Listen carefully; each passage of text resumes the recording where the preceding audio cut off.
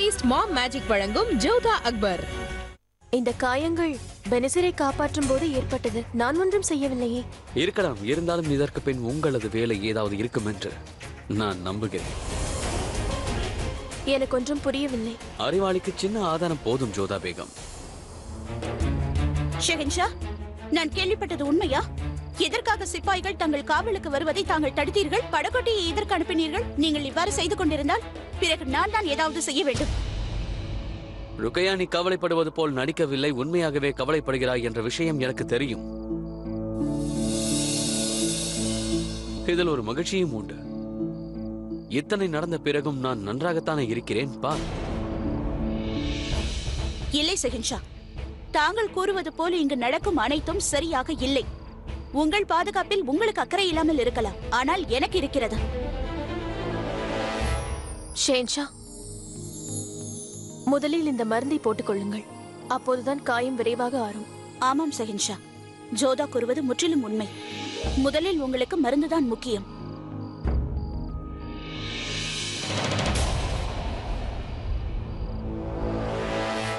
என்னிடம் கொடு, நான் இதை அவருக்கு போட்டு விடுகிறேன்.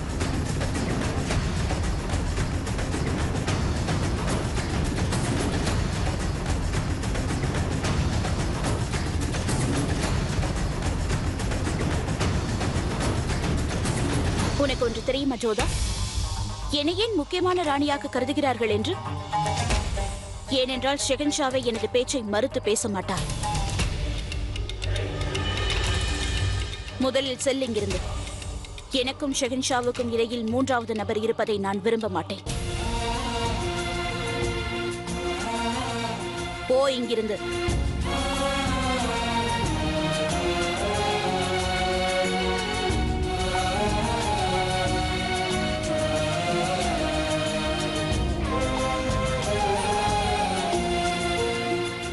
கையை கொடுங்கள், நான் உங்களுக்கு மருந்து போட்டு விடுகிறேன்.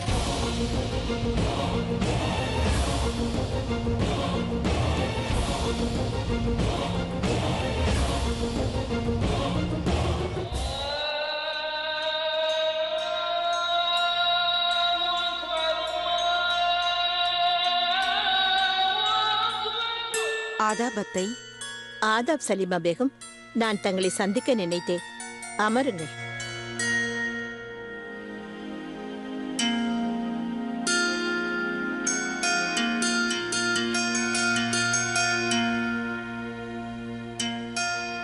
பெனசர் விஷக்கண்ணிதான் என்பதை நிரூபிக்கும் வகையில் தடயம் கிடைத்ததா? பெனசர் விஷக்கண்ணிதானா? இல்லை அத்தை, இதுவரை அவளுக்கு எதிரான தடயம் எதுவும் கிடைக்கவில்லை. வித்தியாசமாக எதுவும் நடக்கவும் இல்லை. ஆனால் ஜோதா பேகம் அதை பார்த்திருக்கிறார். அது மட்டும் இல்லாமல் பெனசிர் ஷெஹன்ஷாவை நெருங்காமலும் பார்த்து கொண்டார். எவ்வாறு? அது எவ்வாறென்றால்,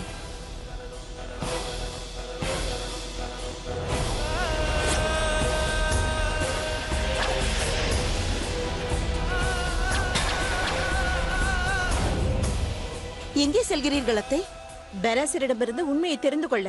நிக்கா நடைபெறும் முன்பாக இந்த விஷயத்தை எப்படியாவது முடிக்க வேண்டும். அதைத்தான் ஜோதா பேகம் பார்த்துக் கொள்கிறாரே. இவ்விவகாரத்தில் நாம் யாரும் தலையிடாமல் இருப்பதே நன்மையை பயக்கும் என்று எனக்கு தோன்றுகிறது. ஏன்? ஏனென்றால் ஜோதா பேகம் ஷெஹன்ஷா மீது கொண்ட காதலால் தான் இவை அனைத்தையும் செய்து கொண்டிருக்கிறார் என்பதை என்னால் புரிந்து கொள்ள முடிகிறது. இதை ஷெஹன்ஷா அவர்களும் புரிந்து கொள்ள வேண்டும் என்று நான் விரும்புகிறேன் அத்தை அவர்களே. அதாவது அவர் உயிரை காப்பாற்ற நினைத்தது, அதற்காக அவர் மேற்கொண்ட முயற்சிகள் அத்தனையும் அவராகவே தெரிந்து கொள்ள வேண்டும். நீ உத்தமமானவள் சலீமா பேகம். ஒரு மனைவி எப்பொழுதும் தன் சக்களத்தையை பார்த்து பொறாமைப்படுவாள். ஆனால் நீ அவ்வாறு இல்லை. சக்களத்தையாக இருந்தால் தானே பொறாமை வரும், தங்கை மீது வராதல்லவா? ஜோதா பேகம் என்னை சகோதரியாக நினைக்கிறார். அவ்வண்ணமே எனக்கு ஜோதா பேகத்திடமோ ருக்கையா பேகத்திடமோ எனக்கு இதுவரை பொறாமை என்பதே வந்ததில்லை அத்தை. நல்லது, நீ கூறுவதால் அதை நான் இப்பொழுது தள்ளி வைக்கிறேன். அந்த அல்லாவின் அருளினால் நீ நினைப்பது போலவே நடக்கட்டும். ஆமீன். செஞ்சவிற்கு மருந்து போட்டாயா ஜோதா? என்னவாயிற்று ஜோதா? ஏதாவது சொல். நான் சென்றேன், ஆனால் அங்கு. ஆனால் என்ன? ருக்கையா பேகம் என்னை மருந்து போட அனுமதிக்கவில்லை. என்னை அங்கிருந்து அவர் செல்லும்படி கூறிவிட்டார். ஷெஹன்ஷாவும் அதை மறுக்கவில்லை. மறுக்காமல் எவ்வாறு இருப்பார்? காயத்தை ஏற்படுத்தியதே நீதானே? இல்லை மோதி, அவ்வாறு இல்லை என்றால் எதற்காக சேஞ்சாவிடம் அடிக்கடி செல்கின்றாய்? ஏன் உன்னை குற்றவாளி என்று என்னை தண்டித்துக் கொள்கிறாய்? சேஞ்சாவிற்கு உன் மீது கோபம் இருக்கும் பொழுது நீ ஏன் அவரிடம் செல்கின்றாய்? நீ கூறுவது சரிதான். ஷெஹன்ஷாவுக்கு என் மீது கோபம், ஆனால் எனக்கு அவர் மீது கோபம் இல்லை. அப்படியா? சேஞ்சா பெனசிரை திருமணம் செய்து கொள்ளப் போகிறார், இருந்தும் உனக்கு கோபம் இல்லையா? போதும், நிறுத்து மோதி. அனைத்தையும் தெரிந்து கொண்டு வேண்டுமென்றே பேசுகிறாய். உனக்கு என்ன தெரிய வேண்டும்? ஷெஹன்ஷா மீது அக்கறை இருக்கிறதா என்றா? ஆம், எனக்கு ஷெஹன்ஷா மீது அக்கறை இருக்கிறது. அதுவும் இல்லாமல் ஒரு கணவன் விஷ கன்னிகையிடம் சிக்க இருக்கிறார் என்றால் அவரை காப்பாற்றுவது ஒரு மனைவியின் கடமை அல்லவா? நான் செய்யும் அனைத்தும் ஒரு மனைவியின் கடமையாகும். வேடிக்கையான காதல். இருவரையும் அந்த காதல் காயப்படுத்தி இருக்கிறது. ஆனால் இருவரும் ஒப்புக்கொள்ள மாட்டீர்கள். அவரும் கூற மாட்டார், நீயும் கூற மாட்டாய். காயம்பட்டது அவருக்கு, ஆனால் வேதனை உனக்கு.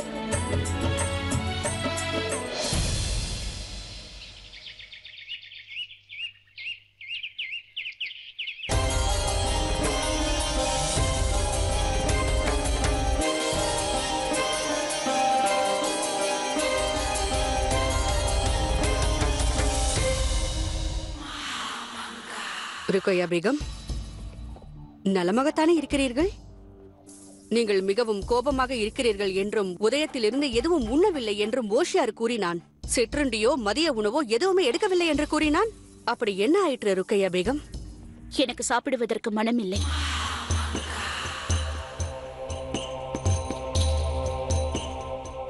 அப்படியா?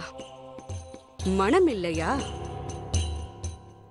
மாஷா அல்லாஹ், ஏற்கனவே உங்கள் ஆரோக்கியம் பிரமாதமாக இருக்கிறது. இப்படியே கோபித்துக் கொண்டு உண்ணாமல் இருந்தீர்கள், அடுத்த முறை வேட்டைக்கு செல்லும் பொழுது ஏதாவது ஒரு பறவை தங்களை தூக்கிக் கொண்டு பறந்துவிடும். ஜோதா ஜலாலை தனியாக விட்டால் தானே என்னால் அவரோடு சேர்ந்து வேட்டைக்கு செல்ல முடியும். எப்பொழுது பார்த்தாலும் ஏதாவது ஒரு சாக்கை வைத்துக் கொண்டு அவரை சுற்றி சுற்றி வருகிறாள். இப்போது புரிந்து விட்டது. உங்கள் கோபம் உணவு மீது அல்ல, கோபம் பேகம் ஜோதாவின் மீது. நல்ல வேளை நான் உங்களுடைய கோபத்திற்கு காரணத்தை தெரிந்து கொண்டேன். பேகம் ருக்கையா, இதை உண்பதில் எந்த தவறும் இல்லை. இவள் மீது கோபப்படாதீர்கள், நான் தான் இவளை அழைத்தேன். இந்தாருங்கள், இந்த பழத்தை உண்ணுங்கள் பேகம் ருக்கையா. பேகம் ருக்கையா, எனக்காகவாவது இதை உண்ணுங்கள். பேகம் ஜோதாவை நான் எதிர்த்து போராடும் இந்த போராட்டத்தில் என் அணியை சார்ந்தவர் ஆரம்பத்திலேயே சோர்ந்து போவது நல்லதல்ல. சாப்பிடுங்கள்.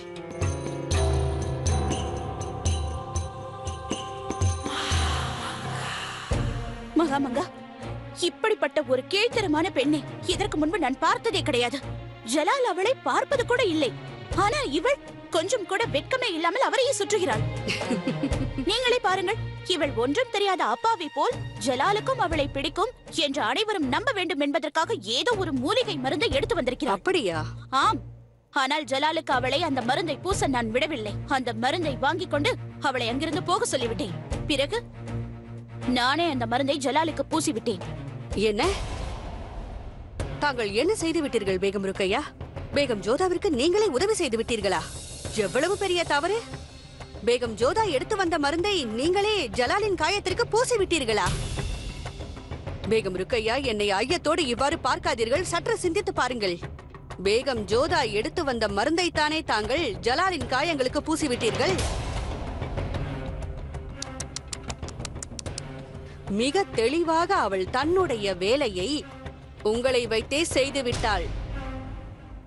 அவள் ஜலாலுக்கு தந்தது மருந்து, உங்களுக்கு தந்தது காயத்தை. மிக சாதுரியமாக தன் வேலையை செய்து கொண்டு விட்டாள் அந்த பேகம் ஜோதா. அதோடு மட்டுமல்லாமல் ஜலாலின் மதிப்பையும் சம்பாதித்து விட்டாள். மகாமங்கா, என்னை வெறுப்பேற்றுவதை விட்டுவிட்டு இதற்கு வேறு ஏதாவது மார்க்கம் இருந்தால் அதை கூறுங்கள். இல்லை என்றால் இங்கிருந்து சென்று விடுங்கள். பேகம் ருக்கையா, என்னை மன்னித்து விடுங்கள். தங்களுடைய காயத்தில் மருந்தை பூசுவதற்கு என்னிடம் உபாயம் இல்லை. ஆனால் உங்களின் இன்னல்களை போக்க என்னிடம் ஒரு வழி உள்ளது. அது என்னவென்று கூறுங்கள். அவரை ஆக்ராவிலிருந்து தூரமாக விரட்டி விடுங்கள். ஜலாலிடமிருந்து அவளை பிரித்து விடுங்கள். மனதால் வசியம் செய்து வைத்திருக்கிறாளே, அப்போதுதான் அது சரியாகும். வசியமா? ஹம், தேவையில்லாமல் உளராதீர்கள். நான் உளரவில்லை பேகம் ருக்கையா. விழித்துக் கொள்ளுங்கள், கண்களை திறந்து பாருங்கள், அனைத்தும் உங்கள் முன்புதான் நடந்தேறிக் கொண்டிருக்கிறது. பெனசீர் ஒரு விஷக்கண்ணி என்று பேகம் ஜோதா அவள் மீது குற்றம் சுமத்தினாள். ஆனால் தான் ஒரு நிரபராதி என்று நிரூபித்துக் கொண்டு வெளியே வந்து விட்டால். இருப்பினும் எந்த தண்டனையும் வழங்கப்படவில்லை. இது வசியம் இல்லாமல் வேறென்ன ருக்கையா? பேகம் ஜோதாவின் தங்கை சிவானி நிக்கா நாள் அன்று ஜலாலையும் மிர்சா ஹக்கீமையும் ஏமாற்றிவிட்டு தன் காதலனோடு ஓடிவிட்டால். இருப்பினும் பார்மல் ராஜாவை தண்டிக்காமல் சகல மரியாதையுடன் விடுதலை செய்து விட்டார். இது வசியம் அல்லாமல் வேறென்ன பேகம் ருக்கையா? மாஷா அல்லாஹ், நீங்கள் அறிவின் அரசி. ஷெஹன்ஷாவுடைய அறிவில் இருப்பீர்கள் என்று அடிக்கடி கூறுவீர்களே, அந்த அறிவை பயன்படுத்தி யோசித்து பாருங்கள். ஜலாலை மாயம் செய்து தன் வசிய வலையில் வீழ்த்து விட்டாள். அந்த உண்மையை தயை கூர்ந்து உணர முயற்சி செய்யுங்கள். உடனடியாக உங்களுக்கு ஏதாவது ஒன்று செய்து கொள்ளுங்கள். அவளுடைய மாய வலையை கிழித்து எறியுங்கள். நீங்கள் அறிவின் அரசி. ஷெஹன்ஷாவுடைய அறிவில் இருப்பீர்கள் என்று அடிக்கடி கூறுவீர்களே, அந்த அறிவை பயன்படுத்தி யோசித்து பாருங்கள். ஜலாலை மாயம் செய்து தன் வசிய வலையில் வீழ்த்து விட்டாள். அந்த உண்மையை தயை கூர்ந்து உணர முயற்சி செய்யுங்கள். உடனடியாக உங்களுக்கு ஏதாவது ஒன்று செய்து கொள்ளுங்கள். அவளுடைய மாய வலையை கிழித்து எறியுங்கள். குதாஃபிஸ்.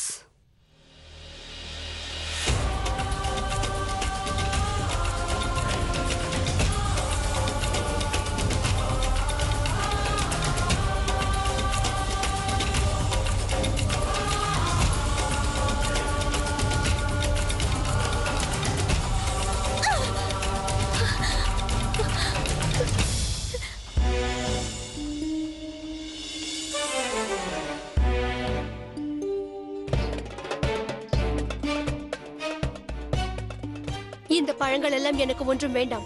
எனக்கு என்னுடைய விஷம் வேண்டும். இந்த தர்பூஸ் உனக்கானது அல்ல, ஆனால் இதனுள் இருக்கும் ஒன்று உனக்கு நிச்சயமாக பிடிக்கும். நீ என்ன கோருகிறாய்? அது சரி, எனக்கு இதில் பிடித்த விஷயம் என்ன இருக்கின்றது?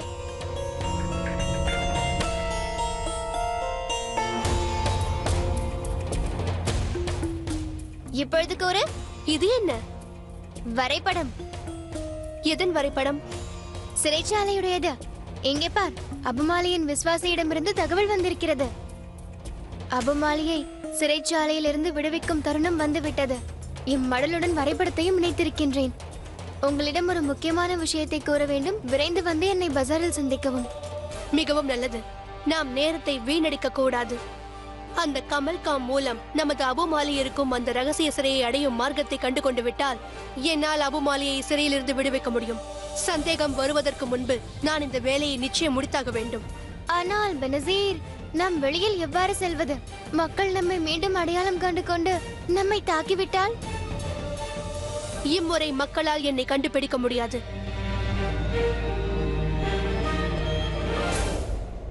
நான் இதை அணிந்து செல்வேன். இன்னொரு விஷயம், இம்முறை நீ என்னோடு வரப்போவதில்லை. நாம் இருவரும் ஒன்றாக சென்றால் பிறகு ஆபத்து எனக்குத்தான். அடுத்ததாக என்ன யோசித்திருக்கிறீர்கள் ஜோதா பேகம்? பெனசருடைய அடுத்த திட்டம் என்னவாக இருக்கும் என்று யோசிக்க முடியவில்லை. நம்மால் முடிந்தது அவளை கண்காணிப்பது மட்டுமே. சந்தேகப்படும்படி ஏதாவது ஒன்று நடந்தால் அதை தெரிந்து கொள்ள வேண்டும். அதனால் லாபம் இருக்கும் என்று நினைக்கிறீர்களா? தெரியவில்லை. ஆனால் குறைந்தபட்சம் பெனசர் எங்கு செல்கிறாள், என்ன செய்கிறாள் என்ற செய்தியாவது நமக்கு தெரிய வரும். இதை தவிர நமக்கு கைவசம் வேறு எந்த மார்க்கமும் இல்லை. ஆனால் அந்த பெனசர் மிகவும் அறிவாளியாக இருக்கிறாள். நம்மை திசை திருப்புவதற்கு ஏதாவது திட்டம் தீட்டியிருந்தால்? அந்த சமயத்தில் தான் நாம் இன்னும் விழிப்புடன் செயல்பட வேண்டும். இப்போது இருக்கின்ற இத்தகைய இக்கட்டான சூழ்நிலையில் ஷெஹன்ஷாவை சுற்றி பலத்த காவல் இருக்கும்போது ஒரு சமயத்தில் பெனசர் நிச்சயமாக தவறு செய்வாள். அது போதும். அவள் செய்யும் தவறை நமக்கு ஆயுதமாக பயன்படுத்திக் கொள்ள வேண்டும்.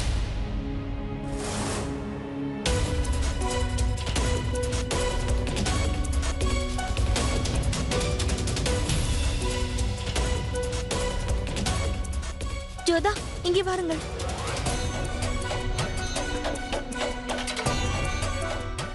பார்த்தீர்களா, பெனசர் எங்கோ செல்கிறாள்.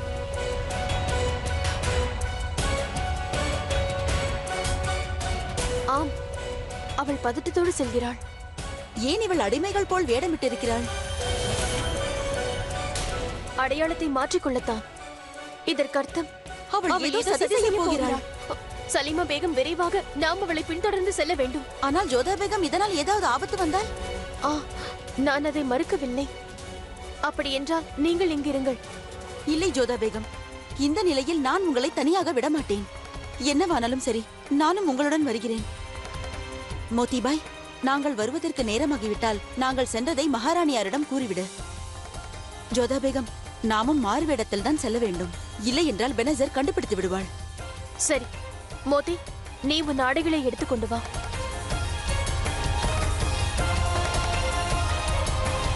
அவள் பதட்டத்தோடு செல்கிறாள். ஏன் இவள் அடிமைகள் போல் வேடமிட்டிருக்கிறாள்? அடையாளத்தை மாற்றிக்கொள்ளத்தான்.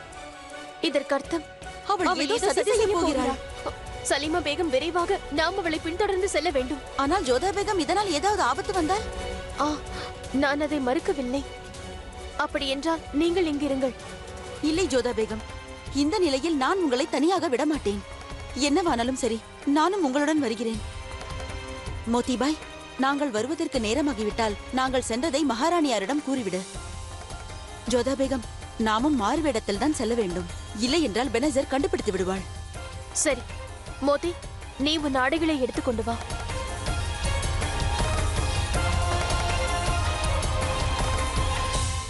அக்கா அவர்களே, செந்தேரி போரை பற்றி ஏதாவது தகவல்? நல்ல தகவல் இருக்கிறது ஷெஹன்ஷா.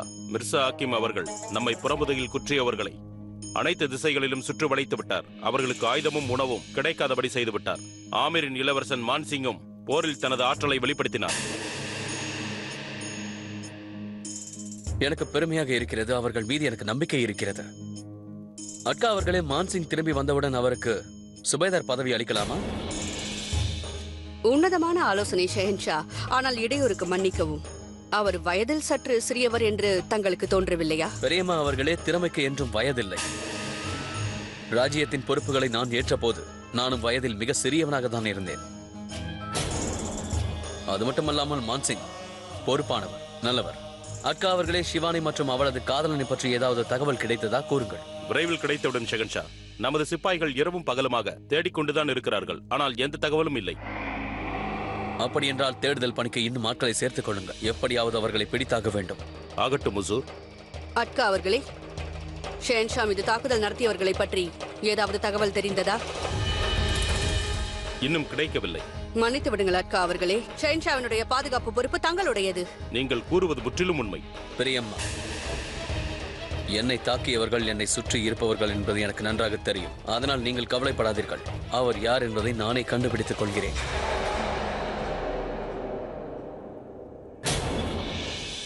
ஆதம்கான், நான் உங்களிடம் ஒன்று கேட்க வேண்டும். நீங்கள் இன்னும் ஆக்ராவில் என்ன செய்கிறீர்கள்? பாஜ் பகதூரை அடக்க வேண்டும் என்ற பொறுப்பை உங்களுக்கு அளித்தேன். எனது படையை அனுப்பி வைத்திருக்கிறேன். பாஜ் பகதூரின் ஒவ்வொரு அசைவையும் கண்காணிக்கிறேன். சரியான சந்தர்ப்பம் கிடைத்ததும் அவனை தாக்கி விடுவார்கள். நல்லது. தர்பார் கலைகிறது.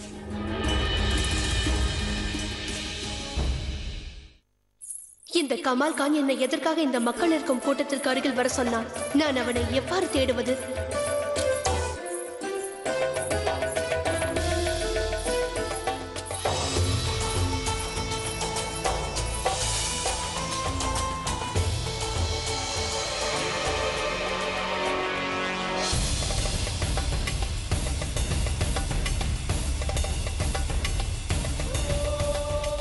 என்னுடைய காலணி எனக்கு விசுவாசியாக இருக்கின்றது.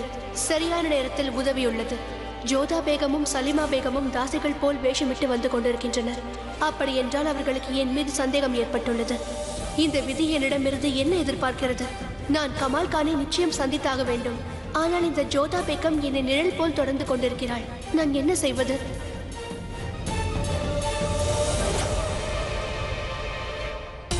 சலீமா பேகம், நாம் எச்சரிக்கையாக இருக்க வேண்டும். இந்த பெனசர் சூழ்ச்சிக்காரி நம்மை கண்டுபிடித்து விடுவாள். ஆம் ஜோதா பேகம், நாம் கவனமாக இருக்க வேண்டும். ஆனால் இந்த பஜாருக்கு அவள் எதற்காக வந்திருக்கிறாள் என்று எனக்கு புரியவில்லை. இது எனக்கும் தெரியாது. ஆனால் அவள் மாறுவேடமிட்டு வந்திருப்பதால் நிச்சயம் ஏதோ ஒரு ரகசியம் இருக்க வேண்டும்.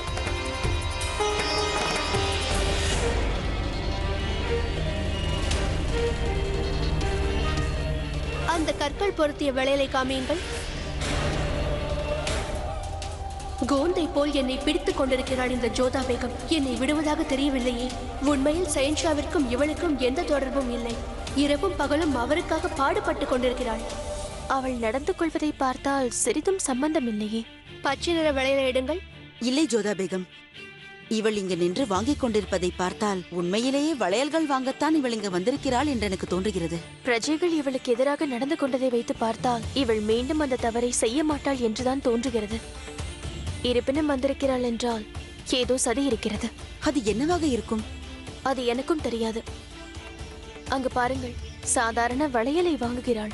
திருமணத்திற்கான சேரை ஷெஹன்ஷாவி தருவார் என்று இவளுக்கு தெரியும். அப்படி இருக்கும்போது இங்கு வந்து சாதாரண வளையலை ஏன் வாங்க வேண்டும்? அப்படியானால் அவளுக்கு நாம் அவளை பின்தொடர்வது தெரிந்துவிட்டது என்று அர்த்தம். நம்மை திசை திருப்புவதற்காகத்தான் அவள் இவ்வாறு செய்கிறாள்.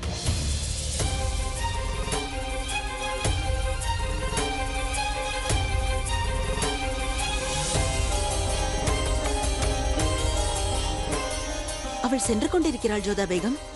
நிச்சயம் ஏதோ ஒன்று இருக்கிறது சலீமா பேகம். ஆனால் என்ன அது? வாருங்கள், நாம் மாளிகைக்கு திரும்பி செல்வோம். சரி. அனைவரின் கவனத்திற்கு எச்சரிக்கை. ஆபத்து, ஆபத்து! தர்கா அருகில் இருக்கும் கிணற்றில் யாரும் நீர் பருகாதீர்கள். அதில் விஷம் கலந்து விட்டது.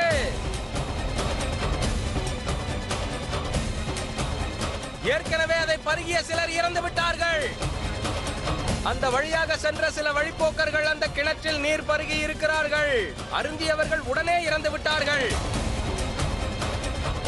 அந்த கிணற்று நீர் எவ்வாறு விஷமாக மாறியது என்று தெரியவில்லை. அனைவருக்கும் எச்சரிக்கை. ஆபத்து, ஆபத்து! இது பெனிசர் குதித்தாளே, அந்த கிணறைத்தானே கூறுகிறார். அட கடவுளே, பெனிசர் காரணமாக அந்த கிணறே விஷமாக மாறிவிட்டது. பெனிசருக்கு எதிராக நமக்கு மிகப்பெரிய ஆதாரம் கிடைத்திருக்கிறது ஜோதா பேகம்.